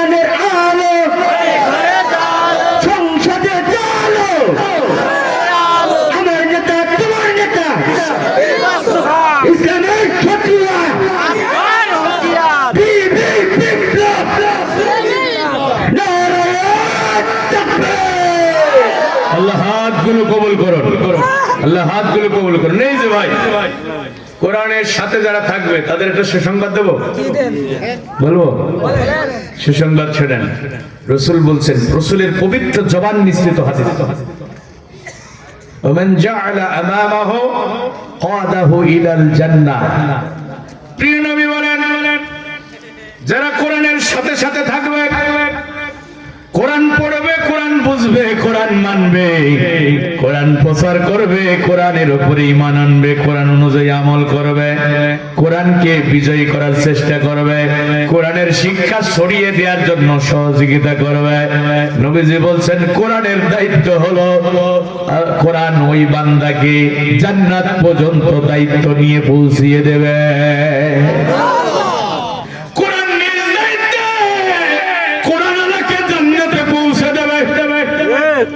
সুবহানাল্লাহ বলবেন না? মান জাআলা আমামাহু ওয়াদাহু ইলাল জান্নাহ। কোরআনের সাথে যারা থাকবে, কোরআনের দায়িত্ব হলো তাদেরকে জান্নাত অবধি পৌঁছে দেয়া। সুবহানাল্লাহ। আর একবার বলেন সুবহানাল্লাহ। এজন্য আমরা বলি, পড়ো না কোরআন, কেন জানো না কোরআন, মানো না কোরআন, কেন বোঝো না কোরআন। ওরে কপাল পোড়া মুসলমান, ওরে সর্বহারা মুসলমান, পড়ো না কোরআন, কেন বোঝো না কোরআন, মানো না কোরআন, কেন শোনো না কোরআন। পড়েছো ইংলিশ মিডিয়ামে, বাবারে ডাকো তাই ড্যাডি নামে। পড়েছো ইংলিশ মিডিয়ামে, বাবারে ডাকো তাই ড্যাডি নামে। সরি সরি বললে কি আর, সরি সরি বললে কি আর, কবরেতে পাবে আসান। পড়ো না কোরআন, কেন বোঝো না কোরআন, মানো না কোরআন, কেন শোনো না কোরআন। কোরআন পড়তে হবে, জানতে হবে, বুঝতে হবে, কোরআনের সাথে থাকতে হবে। কোরআন দায়িত্ব নিয়ে তাকে জান্নাতে পৌঁছিয়ে দেবে। আর একবার বলুন সুবহানাল্লাহ। যাদের জীবনে কোরআন আছে, যাদের পরিবারে কোরআন আছে, কোটি কোটি টাকা যদি না থাকে, আধুনিক ইনস্ট্রুমেন্ট যদি সেখানে নাও থাকে, ওই ঘরটা আল্লাহ জান্নাতের সুখ দিয়ে ভরে দেবে। ওখানে রহমত থাকবে, বরকত থাকবে কোরআনের কারণে। যে স্বামীর সাথে কোরআন আছে, যে স্ত্রীর সাথে কোরআন আছে, স্বামী স্ত্রী দুইজন যদি কোরআন আলা হয়, ছেলে মেয়েগুলো যদি কোরআন আলা হয়, ওই সংসারে কোটি কোটি টাকা না থাকলেও শান্তি থাকে। যে স্বামী কোরআন জানে, সেই স্ত্রীর হক জানে, যে স্ত্রী কোরআন জানে, সে স্বামীর হক জানে। কথা বলে না কেন? যে ছেলে, যে মেয়ে কোরআন জানে, সে তার বাবা মার হক সম্পর্কে জানে। এই জন্য ছেলে বাবার সাথে তর্ক করে না, ঘাড় ফোড়াইয়া কথা বলে না, বৃদ্ধ বয়সে বইয়ের কথা শুনে মার সাথে কথা বন্ধ করে না, খাবার দিয়া বন্ধ করে না। কথা বলুন ঠিক কিনা? আমি সেদিন ওই যে মাহফিলে গেলাম, ইয়েতে দারিয়াপুর, মুজিবনগর দারিয়াপুর। একজন সেনাবাহিনীর চাকরি করেন, আমার ফোন দিয়ে বলছে, হুজুর আমি আপনার অনেক ভক্ত, যখন চাকরির আগে গ্রামে ছিলাম, যেখানে মাহফিল হতো পাগলের মতো ছুটে যেতাম। আজকে আপনি আমার গ্রামে আসতেছেন, আমার হৃদয়টা, আমি যেহেতু এখানে আছি, কিন্তু আমার হৃদয়টা ওই কোরআনের মাহফিলে পড়ে থাকবে। হুজুর একটু অনুরোধ, আপনি আমার এলাকার ছেলেরা মা বাবারে খেতে দেয় না, দেখে না, একটু ওয়াজ করবেন এ ব্যাপারে। এখন আছে না নাই? ও আমার ভাইয়েরা, বইয়ের কথা শুনে মা বাবার সাথে সম্পর্ক ছিন্ন করে এমন কুলাঙ্গার সন্তান আছে না নাই? অথচ নবীজি বলেছেন, রিদার রাব্বি ফি রিদাল ওয়ালিদাইন ওয়া সাকাতুর রাব্বি ফি সাকাতুল ওয়ালিদাইন। শোনো দুনিয়ার মানুষেরা, শোনো, তোমার মা বাবা, তোমার রবের খুশিতে তোমার মা বাবার খুশিতে তোমার রবের খুশি, তোমার মা বাবার অসন্তুষ্টিতে তোমার রবের অসন্তুষ্টি। এই হাদিসের ব্যাখ্যায় মুহাদ্দিসিনে কেরাম বলেন, মা বাবার মনে কষ্ট দিয়া দুনিয়া পরিবার নিয়ে কামাল করে আল্লাহরে খুশি করা যাবে না। এই হাদিস যে ছেলে জানে, এই হাদিস যে মেয়ে জানে, সে কি মা বাবার সাথে খারাপ ব্যবহার করতে পারে? এই হাদিস যে ছেলে জানে, বুড়া বয়সে ওই মা বাবার সাথে ছেলে কখনো নাফরমানি করতে পারে না। কথা বলুন ঠিক কিনা?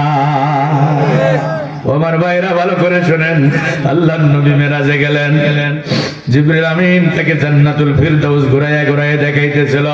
হঠাৎ করে আল্লাহর নবী জান্নাতের ভিতরে আল্লাহর এক বান্দাকে মধুর সুরে কোরআন তেলাওয়াত করতে দেখলেন। তিনি বিস্ময়ে হতবাক হয়ে গেলেন। জিবরিল আমিনকে ডাক দিয়ে বললেন, ভাই জিবরাইল। মান হুয়া ইয়া জিবরাইল? ও আল্লাহ, ও জিবরাইল, কে আল্লাহর বান্দা জান্নাতের ভিতরে এত মধুর সুরে কোরআন তেলাওয়াতের অনুমোদন পেয়েছে? মুসা নবীর উম্মত হলে তো তাওরাত পড়তো, ঈসা নবীর উম্মত হলে তো ইনজিল পড়তো, দাউদ নবীর উম্মত হলে তো জাবর পড়তো। যেহেতু কোরআন পড়ে আমার উম্মতি হবে। ও জিবরাইল, আমি আল্লাহর এই বান্দার পরিচয়টা একটু জানতে চাই। জিবরিল আমিন ডাকতে বলে, নবী, হুয়া হারেসা ইবনে নুমান, সে তো আপনার সাহাবী হযরতে হারেসা। সুবহানাল্লাহ। অথচ হারেসা তখনও মৃত্যুবরণ করে নাই। তারিখের কিতাবের ভিতরে এসেছে হযরতে হারেসা আমিরে মুয়াবিয়ার জামানায় মৃত্যুবরণ করেছেন। আল্লাহর নবী মিরাজ থেকে ফিরে আসলেন। ওই হারেসাকে ডাক দিয়ে বললেন, ভাই আমার হারেসা, কি এমন আমল করো আমি জান্নাতের ভিতরে তোমাকে মধুর সুরে কোরআন তেলাওয়াতরত অবস্থায় দেখে এসেছি। হযরতে হারেসা চোখের পানি ছেড়ে কেঁদে কেঁদে বলে, ইয়া রাসূলুল্লাহ, হাবিবাল্লাহ, আমি তো গরীব মানুষ, আমার জীবনে তেমন কোনো আলাদা আমল নাই, 10-এর সাথে মিলেই তো আমি আমলগুলো করি, তবে একটা আমল কখনো আমি ছাড়ি না নবী। বাড়িতে আমার একটা বিদ্যা মা আছে রে নবী, আমি আমার ওই বিদ্যা মারে বড় বেশি ভালোবাসি। মারে আমি নিজ হাতে গোসল করাই, মার মাথার চুলগুলো আমি চিরুনি করে দিই, মার গায়ে আমি তেল লাগাইয়া দিই, মারে না খাওয়াইয়া আমি হারেসা এক লোকমা খাবার খাই না। ও নবী, আমি আমার মারে খুব বেশি ভালোবাসি। লোকেরা সাক্ষী দিল, সত্যি হারেসা তার মারে খুব বেশি ভালোবাসে। নবী আমার বললেন, কাযালিকুমুল বির ওয়া কাযালিকুমুল বির ওয়া কাযালিকুমুল বির ওয়া কাযালিকুমুল বির। ও হারেসা, ঠিকই বলেছো, ঠিকই বলেছো, তুমি তোমার মারে এত বেশি ভালোবাসো, তোমার মায়ের খেদমতের কারণে আল্লাহ তোমার উপরে এত বেশি খুশি হয়ে গেছে। তুমি মদিনার মাটিতে হেঁটে যাও আর জান্নাতের ভিতরে মধুর সুরে তোমার কোরআনের তেলাওয়াতের ধ্বনি শোনা যায়। একটু জোরে বলা যাবে কি সুবহানাল্লাহ? যদি কোনো সন্তান এই হাদিস পড়ে, কোরআনের জ্ঞান যদি থাকে, সে মা বাবার মনে কখনো কষ্ট দিতে পারে না। নিজে না খাইয়া থাকলো মারে খাওয়াবে, মারে খেদমত করবে। কথা বলুন ঠিক কিনা? মায়ের মতো হয় না কেহ, মায়ের মতো হয় না কেহ, হয় না যে তার তুলনা। হাইরে আমার মা, আমার জনম দুঃখী মা, হাইরে আমার মা, আমার জনম দুঃখী মা। মা ছিল মোর আধার ঘরের পূর্ণিমারি চাঁদ, মা ছাড়া ওই ঘরখানাতে নেই যে কোনো স্বাদ, আমার নেই যে কোনো স্বাদ। মা ছিল মোর আধার ঘরের পূর্ণিমারি চাঁদ, মা ছাড়া ওই ঘরখানাতে নেই যে কোনো স্বাদ, আমার নেই যে কোনো স্বাদ। মায়ের কথা পড়লে মনে, মায়ের কথা পড়লে মনে ঘুমতে চোখে আসে না। হাইরে আমার মা, আমার জনম দুঃখী মা, হাইরে আমার মা, আমার জনম দুঃখী মা। যে ছেলে কোরআন জানে, সে মা বাবার সাথে নাফরমানি করে না। যে স্বামী কোরআন জানে, সে স্ত্রীকে গালি দিতে পারে না, স্ত্রীকে আঘাত করতে পারে না। যে স্ত্রী কোরআন জানে, ওই স্ত্রী স্বামীর নাফরমানি করতে পারে না, স্বামীরে বাদ দিয়া পরকীয়া প্রেমে আসক্ত হতে পারে না। কথা বলুন ঠিক কিনা? এ ভাই, ইসলাম যেখানে আছে, কোরআন যেখানে আছে, সেখানে শান্তি আছে। কথা বলেন না কেন? রাসূল বলেছে, দুনিয়ার মানুষেরা মেয়ের বাবাকে গালি দিও না, গালি দিও না, কারণ আমি রাসূল মেয়ের বাপ। এখন গালি আছে না নাই? শুধু বাবারে গালি দেয় না, 14 গোষ্ঠীরে গালি দেয়। এমন কিছু স্বামী নামের আসামি আছে না নাই? আছে। পিটানো যখন শুরু করে, হাত পা কিছু দেখে না, মারতে মারতে হাত ভেঙে ফেলে, পা ভেঙে ফেলে, চোখ অন্ধ করে দেয়। এমন কিছু কুলাঙ্গার স্বামী আছে না? না, তুমি কেন মারো পরের মেয়েটারে? কেন মারো? তোমার ভালো লাগে না, তোমার বউয়ের আচরণ ভালো না, তারে বুঝাও, ভালো করে বুঝাও। যদি সে না বোঝে, শরিয়া মোতাবেক তারে ছেড়ে দাও, কিন্তু তারে মেরে হাত ভেঙে দিও না, পা ভেঙে দিও না। যে মেয়েটারে তুমি মারলা, ওইটা তো কারো আকাশের চাঁদ। 20 বছর 22 বছর ওই মা বাবা কত আদর স্নেহ মায়া মমতা দিয়ে মেয়েটারে লালন পালন করে তোমার হাতে তুলে দিয়েছে। আমি অনেক পাষাণ মানুষ দেখেছি, মা মরে গেছে কাঁদে না, বাবা মরে গেছে কাঁদে না, চোখের কোণে পানি আসে না, কিন্তু মেয়েটারে যেদিন বিয়ের দিন পরের ছেলের হাতে তুলে দেয়, ওই দিন বাবাটা ডুকরে ডুকরে কাঁদে। এমন দৃশ্য আছে না? না, তার মানে 20 বছর 25 বছর মেয়েটারে আদর স্নেহ মায়া মমতা দিয়ে লালন পালন করে তোমার হাতে তুলে দিল। তোমার সাথে যদি বনাবনি না হয়, তুমি শরিয়া মোতাবেক তারে ছেড়ে দাও, মেরে চোখ বন্ধ করে দিও না, হাত ভেঙে দিও না, পা ভেঙে দিও না। শরিয়াতের বিধান, কোরআনের বিধান যারা জানে, তারা বউরে গালি দেয় না, বউরে পিটাই না, হাত ভেঙে দেয় না, মারে না, বরং রান্নার কাজে বউয়ের পাশে দাঁড়িয়ে সহযোগিতা করে। কথা বলুন ঠিক কিনা?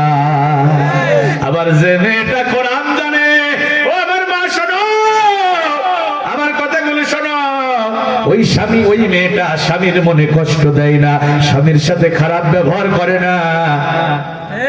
যে মেয়েটা দিন জানে, ইসলাম জানে। কথা বলেন। ও মা আমার শোনো, রাসূলুল্লাহ বলছে, আলা উখবিরুকুম মিন নিসাই আহলিল জান্নাহ, মহিলাদের ভিতরে কারা জান্নাতে যাবে আমি কি বলে দেব? ও মহিলারা শোনো, রাসূল বলছেন, তোমাদের ভিতরে কারা কারা জান্নাতে যাবে আমি তাদের পরিচয় বলে দিচ্ছি। শোনো, রাসূল বলছে, ওই মহিলা জান্নাতে যাবে যার স্বামী তার উপরে রাগ করেছে। ভাইরা, স্বামী স্ত্রীর রাগারাগি হয় কিনা? বেগমপুরের ভাইরা বলেন, কি যাদের বউ আছে রাগারাগি হয় না? রাসূল বলছে, স্ত্রীর উপরে স্বামী রাগ করেছে, এখন স্ত্রী স্বামীর হাতটা ধরবে, ডাক দিয়ে বলবে, আমার প্রিয়তম স্বামী, আমার উপরে তুমি রাগ করেছো, আমি বুঝতে পেরেছি। আল্লাহর নামে কসম করে বলি রে স্বামী, যতক্ষণ পর্যন্ত তুমি আমার উপরে খুশি না হবে, এক লুকমা খাবার আমি তোমার স্ত্রী গ্রহণ করব না। রাসূল বলছে, স্বামীর হাত ধরে রাগ ভাঙানোর জন্য যে স্ত্রী এমন ভাবে চেষ্টা করবে, ওই স্ত্রী হলো জান্নাতি। সুবহানাল্লাহ বলবেন না? আপনাদের স্ত্রীরা কি হাত ধরে রাগ ভাঙায় না? এ ভাই বলছে রাগ ভাঙায় না, হ্যাঁ? আর এই মুস্তাফিজ, তুমি তো এখনো বিয়েই করো না, এটা জানলে কি করে? তুমি কি করে জানলে? তুমি তো বিয়েই করো না, হ্যাঁ? আর এই যে মামুন পাগলা বলতেছে যে পা ধরা লাগে, এখন স্বামীর হাত ধরে রাগ ভাঙাবে কি? এখন স্বামীর আবার স্ত্রীর পা ধরে রাগ ভাঙানো লাগে। কথা বলুন ঠিক কিনা? মামুন ঠিকই বলেছে। কথা বলুন ঠিক কিনা? এ ভাই, কেমনে আপনার হাত ধরে রাগ ভাঙাবে? আপনি তো বিয়ে করেছেন, ওই যে বিয়ে করার সময় দেখছেন যে মেয়ের চুলের কাটিংটা শাবনূরের মতো কিনা, বিয়ে করার সময় দেখলেন মেয়ের ড্রেস আপটা কিরণমালার মতো কিনা, এখন বিয়ে করলেন শাবনূরের মতো চুলের কাটিং দেখে, কিরণমালার মতো ড্রেস দেখে, আর আপনি চিন্তা করছেন ওই বউ আপনার হাত ধরে রাগ ভাঙাবে, ওরে আমার হাবা যাবা, ওই বুকে বাতাসে খাবা। কথা বলেন ঠিক কিনা? রাসূলুল্লাহ বলছে, শোনো, তুনকাহুল মারাতু লিআরবাইন, লোকেরা বিয়ে করে 4টা জিনিস দেখে। ভাইরা বলেন কয়টা? লিমালিহা, লিজামালিহা, লিহাসাবিহা, ওয়ালিদীনিহা। মাল দেখে, বংশ দেখে, চেহারা দেখে, দিন দেখে। কয়টা হলো? মাল, চেহারা, বংশ, দিন। এই 4টা জিনিস দেখে লোকেরা বিয়ে শাদী করে। রাসূল বলেন, ফাসফার বিজাতিদ দ্বীন, তুমি বিয়ে করার সময় দ্বীনকে প্রাধান্য দেবা। কি প্রাধান্য দেবা? দ্বীনকে প্রাধান্য দেবা। এখন মেয়ের বাপ বিয়ে দেওয়ার সময় ছেলের দ্বীনদারি খোঁজে না, আর ছেলের বাপ বিয়ে দেওয়ার সময় মেয়ের দ্বীনদারি খোঁজে না। কথা বলেন ঠিক কিনা? ছেলে যদি সরকারি চাকরিজীবী হয় আর মাথায় যদি চুল নাও থাকে, টেকো মাথা, বুড়িটা মোটা, বয়স 40 পার হয়ে 50 সুই সুই, 20 বছরের তরুণী তপস্বিনী বিদুষিনী সুদর্শনা রমণীকে ওই 50 বছরের টাকলার হাতে তুলে দেবে, কারণ সরকারি চাকরি করে। কিন্তু আমার দেশের যুবকেরা এতিমের মতো ঘুরে বেড়াচ্ছে। কথা বলেন ঠিক কিনা? বাস্তবতা ঠিক কিনা? আরে কত বাবা আমাদের বলে যে মেয়ের বিয়ে দিতে হবে, ভাই একটা সরকারি চাকরি দিবে, দেখেন তো। বলেন না যে একটা দিন তার ছেলে, দেখেন তো। মেয়ের বাবাকে বলবো মেয়ের বিয়ে দেওয়ার আগে ছেলের কত টাকা পয়সা আছে, বাড়ি গাড়ি কি আছে, এটা দেখার আগে তুমি দেখবো ছেলে নামাজে কিনা, ছেলে কোরআনের সাথে সম্পর্ক আছে কিনা। যদি ছেলের বাড়ি গাড়ি টাকা পয়সা নাও থাকে, যদি ছেলে নামাজি হয়, দিনদার হয়, ওই নামাজি ছেলের হাতে তোমার মেয়েকে তুলে দাও, ওই নামাজি ছেলের কাছে তোমার মেয়ে নিরাপদে থাকবে। আরে যে কদম, যে মাথা মসজিদে গিয়ে রবের কদমে নত হয়, ওই কপাল কখনো খারাপ হতে পারে না, আর জীবনে কখনো রিজিকের অভাব হতে পারে না। কিন্তু কোটিপতি ছেলে দেখে, হ্যাঁ, বাড়ি গাড়ি দেখে বিয়ে দেবেন, ওই ছেলে নেশা করে রাত 12টার পরে বাড়ি এসে বউরে বলবে, মা দরজাটা তাড়াতাড়ি খোলো। বউরে কি বলবে? কথা বলেন না কেন ভাইরা আমার? বাস্তবতা তাই কিনা? এই জন্য ছেলেরা বিয়ে করার সময় দিনদার মেয়ে দেখবা, তাহলে তুমি রাগ করলে তোমার হাত ধরে তোমার রাগ ভাঙাবে, তা নাহলে উল্টো তোমার পা ধরা লাগবে। কথা বলেন না কেন ভাইরা আমার? এই যে শরীফ ওসমান হাদি, জুলাই যোদ্ধা, তার সাথে আমাদের রক্তের সম্পর্ক ছিল না, কিন্তু গোটা জাতি তার জন্য অঝর নয়নে কেঁদেছে। কথা বলেন না কেন ভাই? আমি মেহেরপুরে মাহফিল করে যখন সংবাদ শুনলাম ওসমান হাদি আর নাই, কাবা রবের কসম গাড়িতে বসে আমি জানি না কি কারণে আমার চোখ অশ্রুসিক্ত হচ্ছিল, আমি আমার চোখের পানি ধরে রাখতে পারি নাই। আজকে দুপুরেও যখন তার বড় ভাইয়ের বক্তব্য আমি শুনতেছিলাম, আমার চোখের পানি আমি ধরে রাখতে পারি নাই। এই যে তার স্বামী গুলিবিদ্ধ হলো, সে তো জুলাই যোদ্ধা, গোটা জাতি তাকে চেনে, তার স্ত্রীকে একটাবার আপনারা দেখছেন? কি ব্যক্তিত্ববান, কি ব্যক্তিত্বের অধিকারী নেই, একটাবার ক্যামেরার সামনে আসে নাই, স্বামীর ব্যাপারে একটা কথা বলে নাই, যাই নামাজে সেজদায় পড়ে আল্লাহর কাছে হয়তো স্বামীর জন্য কেঁদেছে, আল্লাহ দুনিয়াতে যদি আমাদের আর দেখা না হয়, জান্নাতে স্বামী স্ত্রী হিসাবে আমাদের মিলিত করে দিও ভাইরা আমার। এজন্য যেখানে কোরআন আছে সেখানে শান্তি আছে না নাই? আসসালামু আলাইকুম। হ্যাঁ, শেষের দিকে আমি মোনাজাত করব। কোনো সমস্যা না? ফোন দিচ্ছ তো বারবার? আচ্ছা ঠিক আছে, আচ্ছা ঠিক আছে। ভাইরা আমার, এখন হাত উঠাবো কার কাছে? আল্লাহর কাছে। দুনিয়ার অফিস আদালতের দরজা বন্ধ না খোলা? বন্ধ। হ্যাঁ, একজনের রহমতের দরজা খোলা, তার নাম কি? কেউ যেটা দেয় না সেটা দেয় কে? কেউ যেটা শোনে না সেটা শোনে কে? আমি দৃঢ়ভাবে বিশ্বাস করি, আমার মন বলে, এই শীতের মধ্যে যারা আপনারা বসে থাকলেন কোরআনের মহব্বতে, আল্লাহ আপনাদের খালি হাতে ফিরিয়ে দেবেন না, আল্লাহ আপনাদের ক্ষমা করে দেবেন, আমার বিশ্বাস। আমার মন বলে আল্লাহ আপনাদের মাহরুম করবেন না। তাহলে আমরা ডাকবো কাকে? আপনারা কলিজা ভরে এই মাদ্রাসার জন্য দান করেছেন, মাদ্রাসাকে ভালোবেসে, কোরআনকে ভালোবেসে দান করলেন। কোরআনের শাসন আমাদের দেশে চালু হোক, এটা দেখতে চান না? বিরোধিতা করবেন না। সব জায়গায় আমরা কোরআনের সাথে থাকবো ইনশাআল্লাহ। ইনশাআল্লাহ আল্লাহ আমাদের কোরআনের সাথে থাকার তৌফিক দান করুন, কোরআনকে ভালোবেসে আমাদের কবরে যাওয়ার তৌফিক দান করুন। আমরা যেন কোনো জায়গায় কোরআনের বিরোধিতা না করি, আল্লাহ আমাদের তৌফিক দান করুন। আরো জোরে বলুন আমিন, আরো জোরে বলুন আমিন। আমার লেখা একটা বই আছে, মাত্র 10টা বই আছে, অর্থ বুঝে কালেমা পড়ি, পরিচ্ছন্ন ঈমান করি। ঈমান নিয়ে যারা কবরে যাবে তারা জান্নাত পাবে। তো ঈমান আনার পদ্ধতি আছে, আবুজার ভাই ঈমানের আলোচনা করছে, কিন্তু ঈমান আনার পদ্ধতি আছে। ঈমান আনার পূর্ব শর্ত হচ্ছে ফামা ইয়াকফুর বিত-তাগুত ওয়া ইউমিন বিল্লাহ, তাগুতকে অস্বীকার করা, তারপরে ঈমান আনা। কুফর বিত-তাগুত, ঈমান বিল্লাহ। আর ঈমান নষ্ট হয় 10টা কারণে। আমার এই বইয়ের ভিতরে আমি সব তুলে ধরেছি, মাত্র 100 টাকা হাদিয়া। যারা পারেন মোনাজাত শেষে এই বইগুলো সংগ্রহ করে নিয়েন। আমরা এখন আর কোন কর্মসূচি আছে ভাই? দোয়া করে দেবো? জি, দোয়া করবেন, একটা ইসলামী গান বলবেন সবার উদ্দেশ্যে। না, অনেক রাত হয়ে গেছে।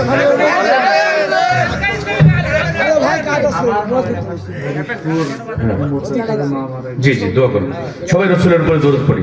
আল্লাহুম্মা সাল্লি আলা মুহাম্মাদ। কিছুক্ষণ আগে ডাক্তার ওমর আলী ভাইয়ের মা দুনিয়া থেকে, ওমর ডাক্তার, হ্যাঁ, হ্যাঁ, ওনার মা দুনিয়া থেকে বিদায় নিয়ে চলে গেলেন। আল্লাহ তার বান্দিকে ক্ষমা করে দিন। আমরা রাসূলের উপরে দরুদ পড়ি ভাই। আল্লাহুম্মা সাল্লি আলা মুহাম্মাদ ওয়া আলা আলি মুহাম্মাদ কামা সাল্লাইতা আলা ইব্রাহিম ওয়া আলা আলি ইব্রাহিম ইন্নাকা হামিদুম মাজিদ। আল্লাহুম্মা বারিক আলা মুহাম্মাদ ওয়া আলা আলি মুহাম্মাদ كما باركت على إبراهيم وعلى آل إبراهيم إنك حميد مجيد। ও মুসলমান, ভুলেছ তোমার পরিচয়, তোমার শিরাই অমর আলী রক্ত বয়, তোমার শিরাই অমর আলী রক্ত বয়। ও মুসলমান, ভুলেছ তোমার পরিচয়, তোমার শিরাই অমর আলী রক্ত বয়, তোমার শিরাই অমর আলী রক্ত বয়। দেশে দেশে তোমার ভাইয়ের খুন ঝরে, দেশে দেশে তোমার ভাইয়ের খুন ঝরে, সুখের জীবন কাটাও তুমি কি করে, সুখের জীবন কাটাও তুমি কি করে। ও মুসলমান, ভুলেছ তোমার পরিচয়, তোমার শিরাই অমর আলী রক্ত বয়, তোমার শিরাই অমর আলী রক্ত বয়। আল্লাহুম্মা আমিন, আল্লাহুম্মা আমিন। اللهم لك الحمد على نعمة الإسلام، ولك الحمد على نعمة القرآن، ولك الحمد على حبيب عليه الصلاة والسلام. وربنا ظلمنا أنفسنا وإن لم تغفر لنا وترحمنا لنكونن من الخاسرين. ربنا آتنا في الدنيا حسنة وفي الآخرة حسنة وقنا عذاب النار وادخلنا الجنة مع الأبرار يا عزيز يا غفار يا رب العالمين। রব্বুল আমিন আল্লাহ, ফরশেদপুর মাদ্রাসার উদ্যোগে আয়োজিত আল্লাহ তৃতীয় বাৎসরিক কোরআনুল কারীমের মাহফিলে আমি তোমার গুনাহগার কোরআনের ফেরিয়ালা, শীতের তীব্রতাকে উপেক্ষা করে কুয়াশার চাদরকে বাড়িয়ে তোমার একদল কোরআন পাগল বান্দা বান্দীদের সাথে নিয়ে মধ্য রজনী হতে চলেছে কোরআন এবং হাদিস থেকে আলোচনা পেশ করেছে। তোমার বান্দা বান্দীরা চাতক পাখির মতো বসে বসে শুনেছে। গুনাহগার দুই খানা হাত তবা দরবারে আলিশানে এতিমের মতো মিসকিনের মতো আমরা তুলে ধরেছি। আল্লাহ, আমাদের গুনাহ যত বড়, তোমার রহমত তার চেয়ে অনেক বেশি বড়। রাতের আধারে দিনের আলোতে প্রকাশ্যে গোপনে জেনে বুঝে না জেনে না বুঝে প্রবৃত্তির তাড়নায় শয়তানের প্রচরণায় যত অপরাধ আমরা করেছি দুনিয়ার কোনো মানুষ দেখে নাই, সত্য তুমি ফেরেশতাদের মাধ্যমে রেকর্ড করে রেখে দিয়েছ। ওই গুনাহগুলো যদি লোক সমাজে প্রকাশ করে দিতে আল্লাহ, কেউ আমাদের একটু বসার জায়গা পর্যন্ত দিত না, দূর দূর করে তাড়াইয়া দিত। যে গুনাহগুলো গোপন রেখেছ হাসরের ময়দানে কোটি কোটি মানুষের ভিড়ে প্রকাশ করে আমাদের লাঞ্ছিত অপমানিত করো না আল্লাহ। আল্লাহ, মেহেরবানি করে तमाम জীবনের গুনাহগুলো মাফ করে দাও। আল্লাহ, আমাদের নিষ্পাপ মাসুম বানাইয়া দাও। আল্লাহ, তোমার নিয়ামত প্রাপ্ত বান্দা বান্দীদের কাতারে আমাদেরকে কবুল করে না। আল্লাহ আমাদের ডান হাতে আমল নামা দিও, হিসাবটা সহজ করে নিও। আল্লাহ দুনিয়াতে আমাদের যদি আর দেখা না হয়, ওই জান্নাতি কোরআনের মাহফিলে আমাদের সবাইকে মিলিত করে দিও। হাত তুলেছি যারা আল্লাহ, অনেকের মা নাই, অনেকের বাবা নাই, মেহেরবানি করে আমাদের মা বাবা আপনজনদের ক্ষমা করে দাও। আল্লাহ মার মতো বাবার মতো এত নিঃস্বার্থ ভালোবাসা আকাশের নিচে জমিনের উপরে আর কেউ দিতে পারবে না। ছোটবেলায় দেখেছি বাবা একটা মহিলা ছেঁড়া জামা গায়ে দিয়ে লাঙল ষষ্ঠ, আবার ওই ছেঁড়া জামাটা গায়ে দিয়ে বাবা বাজারে যেত। আমরা লেখাপড়া শিখেছি, আমাদের বাবা আমাদের জন্য নতুন নতুন জামার ব্যবস্থা করে দিয়েছে। বাবার একটা আপেল কেউ খেতে দিয়েছে, বাবা খায় না, পকেটে করে নিয়ে এসে আমাদের মুখে তুলে দিয়েছে।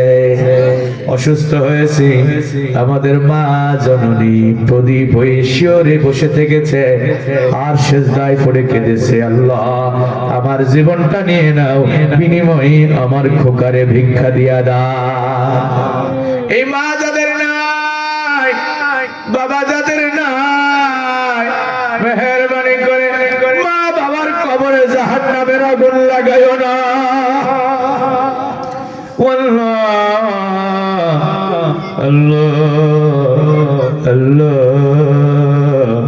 জান্নাতের সিঁড়িতে আমাদের মা বাবার সাথে মিলিত করে দিও। রব্বির হামহুমা কামা রব্বায়ানি সগীরা, সবাই পড়েন রব্বির হামহুমা কামা রব্বায়ানি সগীরা। আল্লাহ আমাদের মা আমাদের বাবা যাদের বেঁচে আছে কলিজা ভরে খেদমত করার সৌভাগ্য নসিব করে দাও। আমিন। মা বাবার নাফরমান সন্তান বানায়ো না আল্লাহ, মা বাবার নাফরমান সন্তান বানায়ো না। মা বাবার কলিজা ভরে খেদমত করে তোমার সন্তুষ্টি হাসিল করতে পারি আল্লাহ আমাদের সেই সৌভাগ্য নসিব করে দাও। আজকের মাহফিলের সভাপতি জনাব শহীদুল ইসলাম আমির, আল্লাহ তোমার গোলামকে আমিন তো ইমানের উপর ইসলামের উপরে কবুল আর মঞ্জুর করে না। প্রধান অতিথি বিশিষ্ট সমাজসেবক রাজনীতিবিদ জননেতা আশরাফুল হক, আল্লাহ তোমার গোলামকে ওমর ইবনুল খাত্তাবের মতো ইসলামের জন্য কবুল করে না। আমন্ত্রিত যে মেহমানগুলো রয়েছে, মুন্না ভাই, আকবর আলী ভাই, রাজীব মিয়া, আল্লাহ সকল মেহমানদেরকে কোরআনের জন্য কবুল করে না। রাত জেগে জেগে যে যুবকগুলো কোরআন শুনলো, হাত তুলে তোমার কাছে ভিক্ষা চাই আল্লাহ, যুবকগুলোকে জান্নাতি যুবক হিসাবে কবুল করে না। দাড়ি পাকা মুরব্বী যারা বসে আছে আল্লাহ, সিদ্দিক আকবরের সাথে জান্নাত নসিব করে দাও। যত মা যত বোন কোরআন শোনার জন্য এসেছে, আমার মায়েরা বোনের আজকে মাহফিল থেকে ঘরে ফিরে যাবে, জীবনে বিপদায় রাস্তায় বের হবে না, স্বামীর নাফরমানি করবে না, সতীত্বের হেফাজত করবে, বিপদায় রাস্তায় বের হবে না, নামাজ ছাড়বে না, ইসলাম প্রতিষ্ঠার জন্য খাদিজার মতো ঈশার মতো সহযোগিতা করবে। আল্লাহ আমার সব মা বোনদের তুমি কবুল আর মঞ্জুর করে না। এই খুরশেদপুর গ্রামের আমবাগানে, মাঝবাগানে, গোরস্থানে যত মানুষ চিরদিনের জন্য ঘুমিয়ে গেছে, আজকে কোরআনুল কারীমের মাহফিলের ওসিলায় সবাইকে ক্ষমা করে দাও। এই মাদ্রাসাকে আল্লাহ তুমি কোরআনের মারকাজ বানায়া দাও। এই মাদ্রাসায় যারা টাকা দিল, সিমেন্ট দিল, ধান দিল, ভুট্টা দিল, আল্লাহ সকলের দান কোরআনের জন্য মঞ্জুর করে নাও। হাশরের ময়দানে কোরআন হয় শাফায়াত করবে, না হয় মামলা দায়ের করবে। আল্লাহ কোরআনের জন্য যারা দান করলো, কোরআনকে ভালোবেসে টাকা পয়সা যারা দিল, সিমেন্ট দিল, তারা কষ্ট করে ঠান্ডা মাটির উপরে বসে আল্লাহ শীতের মধ্যে কোরআন শুনল, আল্লাহ তোমার কোরআনের মামলার আসামি তাদের বানায়ও না আল্লাহ, তোমার কোরআনের শাফায়াত আমাদের সকলের ভাগ্যে নসিব করে দাও। জীবনের কোন আমল যদি তোমার কাছে পছন্দ না হয়, ও আল্লাহ শীতের মধ্যে কষ্ট করে রাত জেগে জেগে কোরআন শুনেছে। আজকের এই কোরআনের মাহফিলটা হাসরের ময়দানে আমাদের সকলের জন্য নাজাতের ওসিলা বানায়া দিও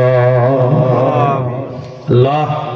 এদেশে কোরআনের মহারাজ কায়েম হয়েছে, মরণের আগে দুচোখে দেখার সৌভাগ্য নসিব করে দাও।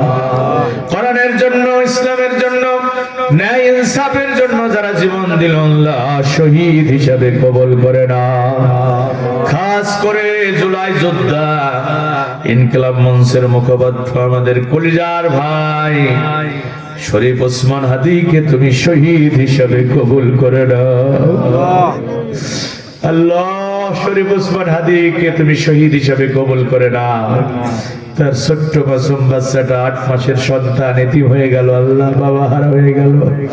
এই বাচ্চাটারে তুমি উত্তম অভিভাবক হয়ে যাও, তার স্ত্রী, তার মা বাবা, ভাই বোনদেরকে সবরে জামিল দান করো আল্লাহ। তার গোটা পরিবারটা রহমতের চাদরে ঢেকে রাখো আল্লাহ রব্বুল আমিন। 3 বারের প্রধানমন্ত্রী আপসীন নেত্রী ম্যাডাম খালেদা জিয়া অসুস্থ, জীবন মৃত্যুর সন্ধিক্ষণে আল্লাহ তোমার বান্দিকে শেফায়ে আজিলা, শেফায়ে কামেলা দান করো আল্লাহ। আল্লাহ এই খুরশেদপুর গ্রামের প্রতিটা পরিবারকে জান্নাতি পরিবার বানিয়ে দাও আল্লাহ। এই গ্রামকে ইসলামের গ্রাম বানায়া দাও আল্লাহ। আমরা যারা এখানে বসে আছি আমাদের সবাইকে নামাজি বানায়া দাও, কোরআন আলা বানায়া দাও, নবী আলা বানায়া দাও আল্লাহ। ইসলামের বাইরে, কোরআনের বাইরে আমাদের রেখো না আল্লাহ। তোমার ইসলামের পরিপূর্ণ দাখিল হওয়ার সৌভাগ্য আমাদের নসিব করে দাও।